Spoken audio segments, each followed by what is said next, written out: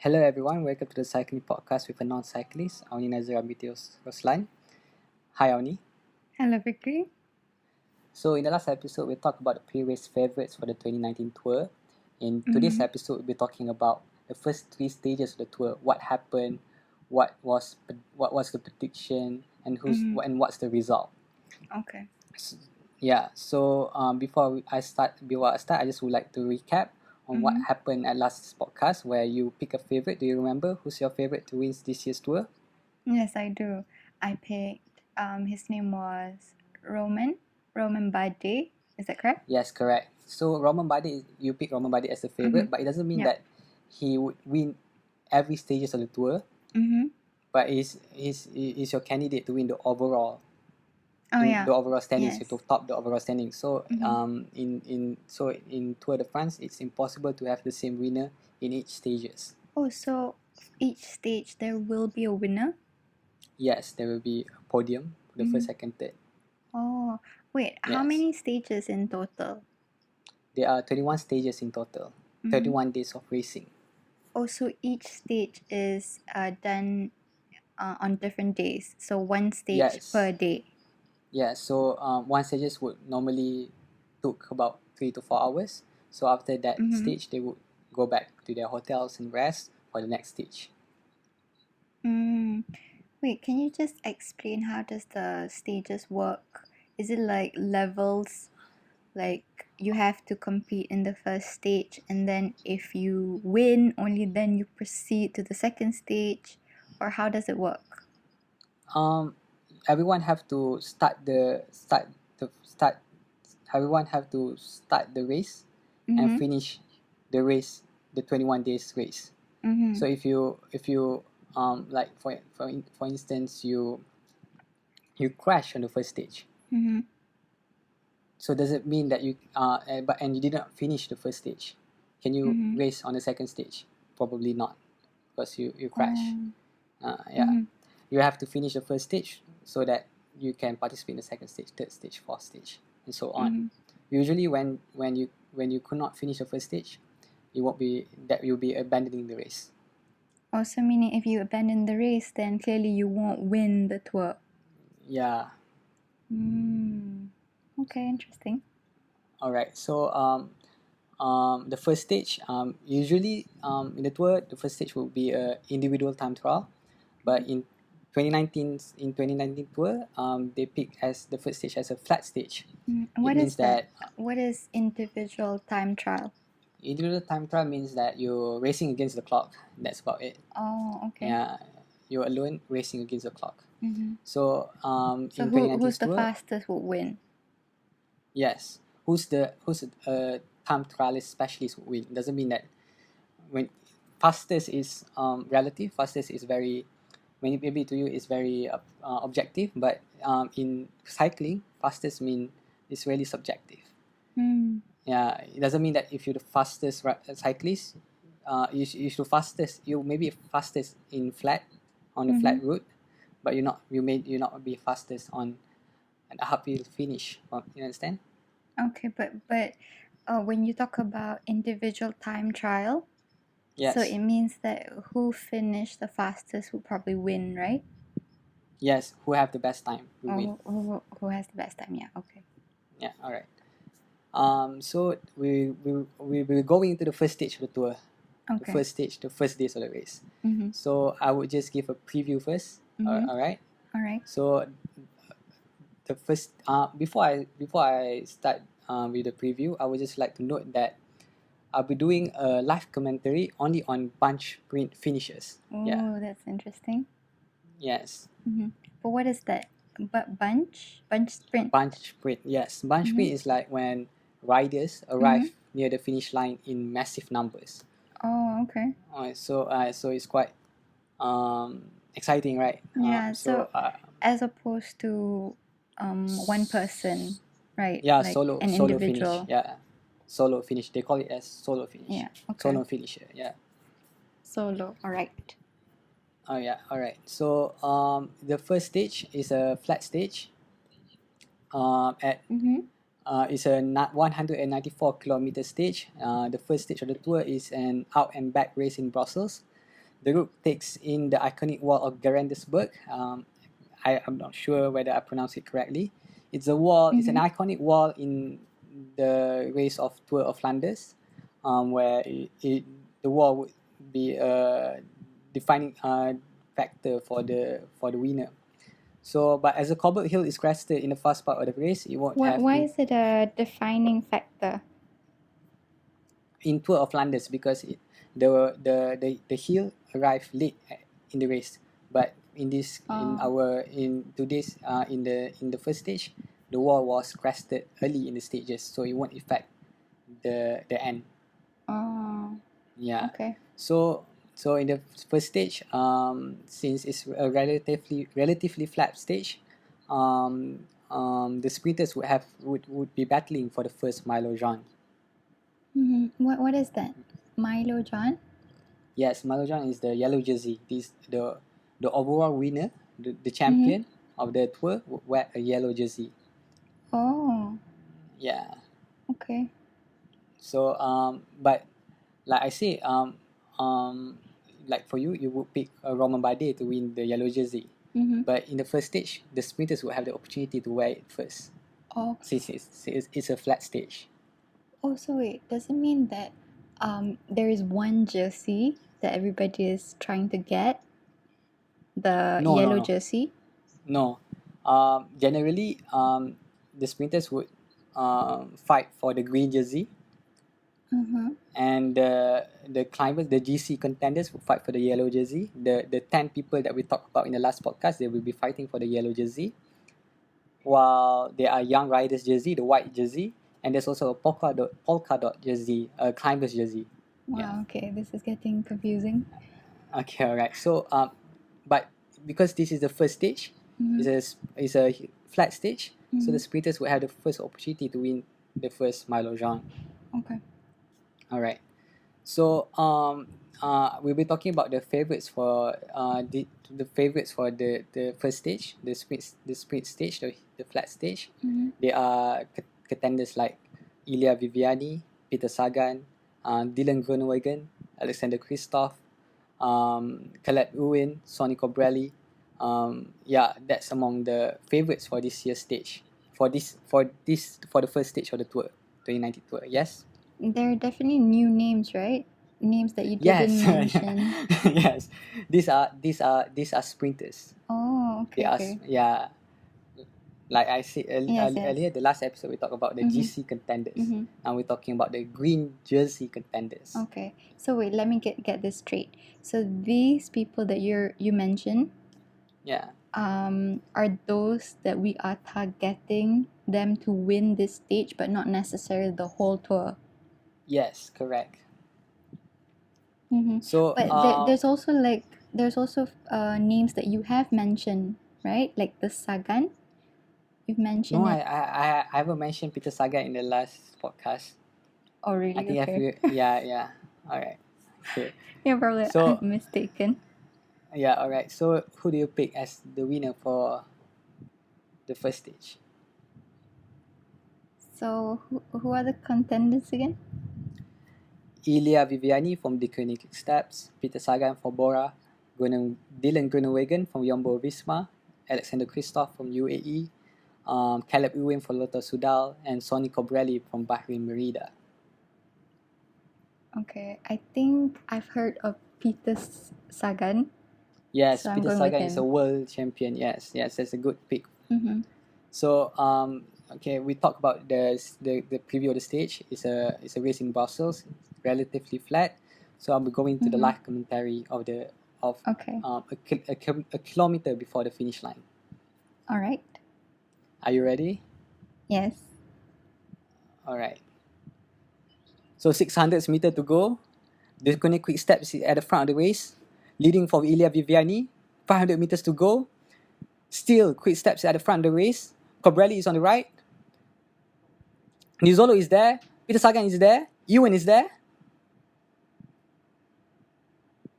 Oh, they're putting a major pace right here. Wesley Matthews at the front. 300 meters to go. Wesley Matthews launch. Peter Sagan is right behind him. Mm-hmm. Peter Sagan launch past Wesley Matthews. Cobrelli is on the right. Cobrelli's going for it. Peter Sagan's on the left. Cobrelli is the right. Ewan is boxing in between Cobrelli and Peter Sagan. 60 meters to go. Tennyson's on the right. Tennyson's on the right. It's between Sagan and Tennyson. Oh, that's a close finish, man. Whoa. It's maybe Tennyson or Peter Sagan. I'm not sure. We will be waiting for the result later on. So that is the live commentary of the race. How was that? Do you get the winner? That was extremely intense. Yes, all right. So do you know who Oh, won? wait. No, the funny part is that I'm not sure even you know who won. Yeah. If you watch the live race also, that the finish was too close. Too close. between Tennyson and Peter Sagan. Even the commentator Matt Stephens get it wrong, but later on was corrected by the result, by the official result. Yeah. So it was an intense race because so this is a recap. This is a review of the results of the race. So 1.5 kilometers to go. A favorite, Dylan Groenewegen, was down due to a big crash in the peloton. Oh. So yeah, Dylan Groenewegen was a favorite for this stage, but he was part of a crash 1.5 kilometers before the finish line, so he was not part of the bunch sprint. The recap is with 300 meters to go, Wesley Matthews launched first. Peter Sagan was trailing behind him with Cobrelli. Ewan was in a good position. Ilya Viviani was out of position, was not part of today's podium. So Caleb Ewan was boxed between Cobrelli and Peter Sagan. But suddenly, a rider from Jumbo Visma came from the right, a fast finisher. That is Mike Tennyson, and it was a short win from Mike Tennyson. Mike Tennyson won this stage, just an inch behind. Peter Sagan was an inch behind of Mike Tennyson. Mike Tennyson is a lead out man for Dylan Groenewegen, and he was a surprise winner in today's stage. Nobody bet on him because he's a lead out man for Dylan Groenewegen. But yeah, but then the one that I was hoping to win won second, right? 1 second. Yeah, he won second. Peter Sagan. Yes. So the standings, the results are Mike Tennyson from Jumbo Visma first. Second is Peter Sagan. Third is Caleb Ewan. Fourth is Giacomo Nizzolo. And fifth is Sonny Cobrelli. Wow. Okay. Yeah. So it was an intense finish. Yes. Because coupled with the incidents, with the what do you call it? The crash. But yeah, Jumbo Visma leading the race. And Mike Tennyson, the biggest win in his career, winning the first Milo-John. Listening to you commentating to the event felt like I was there watching. Are you sure? Yeah. All right. So we're going. So we're going to the second stage. Okay. So it's just so the second flat stage. No. Second stage is a team time trial. Oh, okay. So wait, can I guess what that is? Yes, what is team time trial? So I think it is where you count the whole team finish time. Is that correct? Yes, the first 5. Or the first 5 from the team. The first 5 riders from the team. Yes. Oh, okay. Yeah. So team time trial, in the second stage of the team time trial, a 27.6 kilometer stage in Brussels. The route features 4 gently sloping stretches, all at around 4%, while the roads are wide and straight. It's a perfect route to go fast. It's slope, meaning it goes downhill? No. It's a rolling terrain. Rolling terrain. Okay. Yeah. So the first, since the second stage is a team time trial, is the first chance for the GC contenders, a GC shake-up, since it's a time trial. GC? What is that? The general classification, the overall standings. Okay. Yep. Yeah. Mm. So the contenders, the top 10 we list down in the first podcast, Yep. would be affected if their team did badly in these stages, Okay. or would did because in the first stage, since everyone's finished in a bunch in the peloton, Yeah. there's no time difference. There's no big time difference between the GC contenders. Yeah. But since this is a time trial, so there's a GC shake-up. Okay, I get that. Yeah. Right. So since it's a team time trial, I won't be doing a live commentary. Okay. I'll be just sharing you the results. All right. So the winner is. Do you want to guess? Sure. Yeah, which team won the second stage? The French team. Romain Bardet's team. Yes.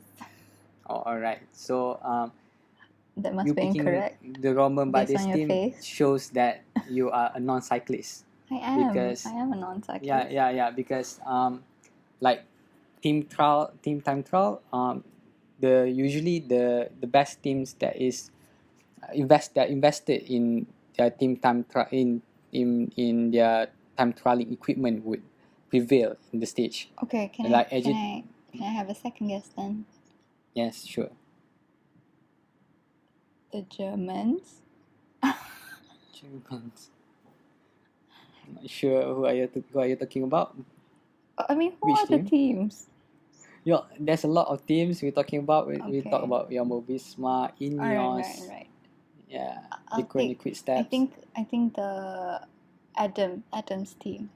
Or Michelin Scott. Michelin Scott is a good time trial team Mhm. because they invested a lot in time trial. Mhm. They have a wind tunnel. They have good equipments, aero helmet, aero frame, and good positioning. They invest a lot in the team time trial, and it's quite interesting where we could see from an interview with Matt White, the director sportive of Michelin Scott, where he observed that usually in team time trial there will be a big margin of gap between good teams and bad teams. But as each teams are investing in time trialing equipment, the gap, the margin has become Lesser. closer and closer. Yeah. But then I'm So- assuming they didn't win. Okay, alright. I'm gonna share you the results now. Okay. So the first team to finish is the first team with the best time is Jumbo Visma with 28 minutes and 57 seconds. Okay. Second place is Team Ineos, 20 seconds behind Team Jumbo Visma. Mhm. And in third place is the Quick Steps, 21 Place. seconds from Ineos. Third place, I'm sorry. So Okay. do you know Jumbo Visma? Do you know? Yes, you've mentioned him before. Yeah, the first stage who won? Jumbo Visma. Yes, Mike Tennyson for Jumbo Visma, and they won the second stage. They are in a very good form. Mm-hmm. So do you know who's the GC contender for Jumbo Visma? We talked about in our first podcast. The one that you picked, right? No, I picked Nairo Quintana. Yeah, Nairo Quintana. No. No, so their GC contender is Stefan Crushwick. Oh, okay. Yes. So they are doing a good. They are doing a good job. The team is doing a good job. And just to recap, your candidate, Romain Bardet's team, finished 1 minute and 90 seconds behind Jumbo Visma. Ooh. A big blow to Romain Bardet's chance to in his hopes to win the tour. Oh. So he finished 1 minute and 19 seconds behind. Yeah. That is quite a lot. Yeah, that's quite a lot. Mm-hmm. But like I said, IG2 Le Mondial is not does not specialize in team time trial. Which is unfortunate. Yeah. But how about Yeah. the Adams team? Adam's team, I'm not quite sure. I need to check. But they're not top 3 lah. What I couldn't hear you. But then his team is not in the top 3, right? Yes, his team is not in the top 3. Okay then. Yeah, but I think he finishes. Let me just check for a while. All right. Mitchelton Scott finished 11, Oh, okay. 11 placing, 41 seconds behind. Oh, okay. All right. So we will go into stage 3. Okay. So stage 3 is a 215 kilometers race. The third stage in the Tour de France travels from Vinci. I do not know whether I pronounce it correctly. Vinci to Epernay. Epernay. I think Epernay I pronounce it correctly. Which is located at the heart of the Champagne region. Champagne. Yeah, maybe that's correct. So yeah, the hilly finale. So 30 kilometers to the finish line is quite hilly. Suits the classic riders. So the previous favorites would be classic riders. So the route for the Tour de France third stage runs on a flat roads to a finale of 4 punches. The last 50 kilometers features a series of sharp hills, um, um, crested with 4 kilometers to go, while the run in on the line is also uphill. It means that the finish line is uphill. Okay. All right. So with that, punches are the favorites for this for this stage. Punches. Punches, yes. What is punches? Punches are riders who are strong at Hills. at hills. Oh, okay. At not steep hills, but not that long. Oh, okay. Steep hills, but short. Yeah.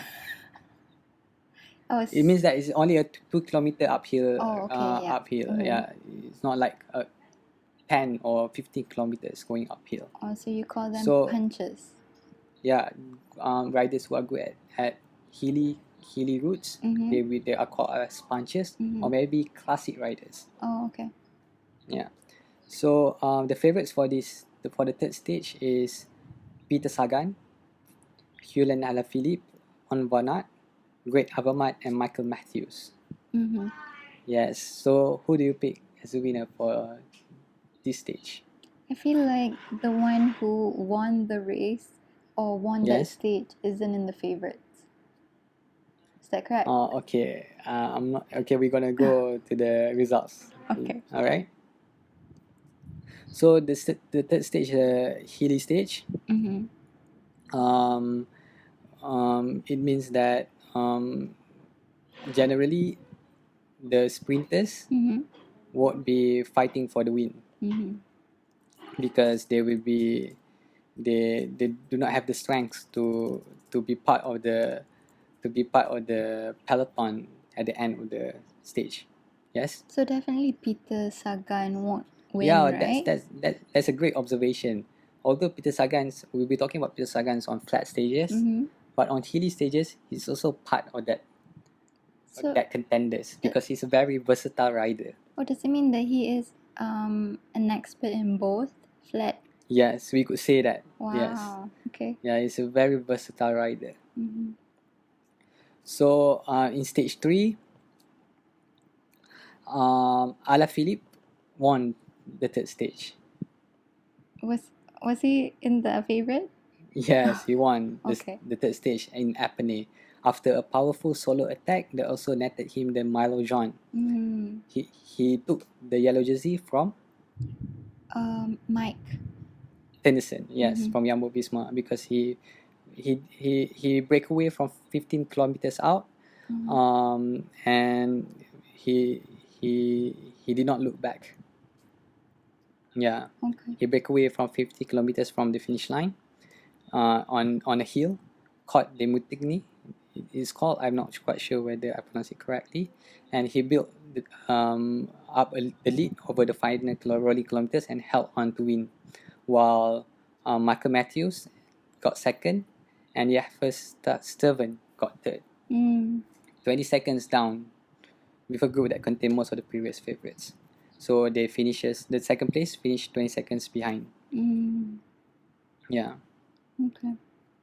So I think that's all for today's podcast. We talk about the first stage and the second stage and the third stage. First stage, Mike Tennyson won. Second stage, Jumbo Visma won. Third stage, Julian Alaphilippe won. Julian Alaphilippe is in great form after a great season, and everyone predicted him to win this stage, but did not predicted that he would break away from 50 kilometers out, and did not predicted that he would build a lead in a sense that to a 20 seconds lead to gain time against the contenders for the yellow jersey. So when you say breakaway, does it mean Yes. that it means that he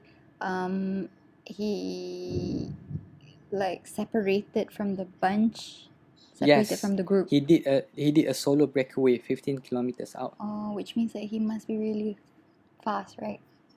Yeah, because when it comes to hilly stages, riding in a bunch, riding in a peloton does not create much of a difference.